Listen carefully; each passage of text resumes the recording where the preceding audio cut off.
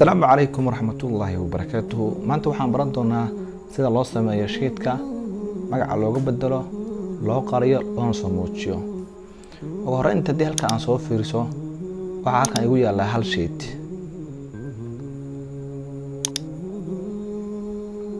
waxay ka dhigan tahay waa halka warqada hadda aan joogo waa halkan warqad aan hadda joogo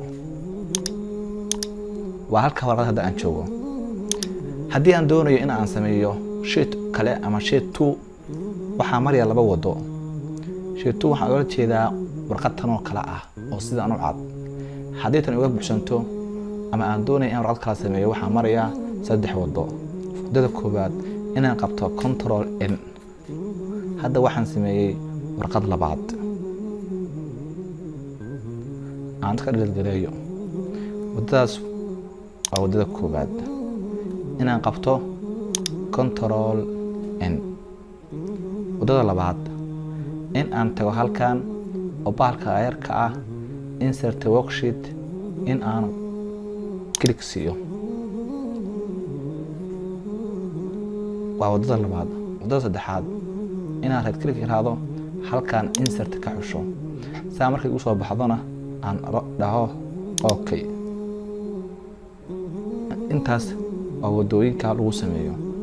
sidoo kale waxaa ku sameyn kartaa shift adoo taabanaya F12 sidaasna waa lagu sameeyaa haddii aad doonayso in aad sameyso.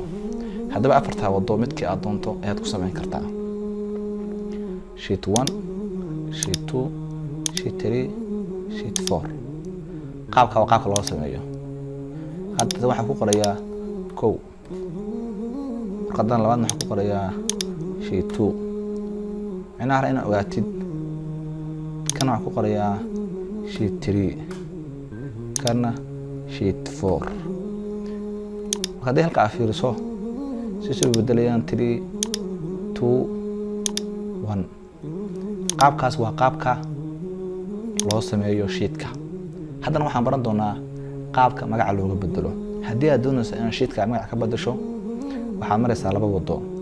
in aad sheetka aad doonayso in magaca ka bedesho laba jeer click siiso saa markuu soo baxa ku qodho chapter 1 oo kale ama English oo kale. waxaan ka hadlaynaa halkan English oo kale kabacdi inta aska tiraahdo. wadada labaad inaad right click tiraahdo calan ka xusho rename kana waxaan kaga hadlaynaa Soomaali oo kale. labada wado ayaa magaca looga bedelaa. hadda waxaan soo barnay sida loo sameeyo magaca looga bedelo. sidoo kale waxaan baran doonaa sida color loogu sameeyo iyo midabo. saa midabo ugu sameeyo waxaan oranayaa waxaan tagay korkiisa waxaan oranayaa right click halkan waxaan ka xoranayaa tab color halka midkii aan doono ayaan ka xoranayaa. hadda kan doorto taas uu noqdo kan saa uga bedelo waan dooranayaa tab color baan ka xoranayaa halkan waxaan ka xoranayaa blue. kan ayaan dooranayaa tab color halkan waxaan ka xoranayaa blue. haddaba qaabkaas ayaa saaxiibada qiimaha badan ee looga bedelaa colorka loona sameeyaa magacaan looga bedelaa. haddana waxaan baran doonaa qaabka loo qariyo loona soo muujiyo.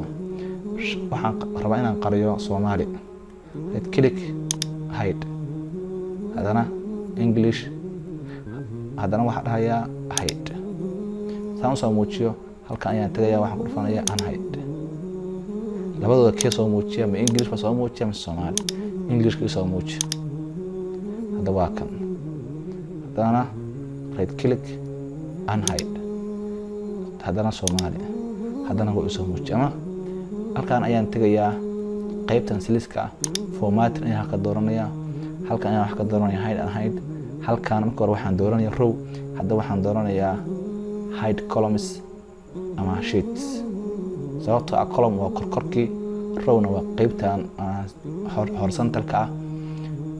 waxaad sheetka ayaan qarinaynaa saa ujeedid waa qarsooma copy baan ku laabanayaa anigoo dooranaya format hide and hide. halkan waxaan ka dooranayaa unhide sheet halka ka fiirso Soomaaliga soo baxaya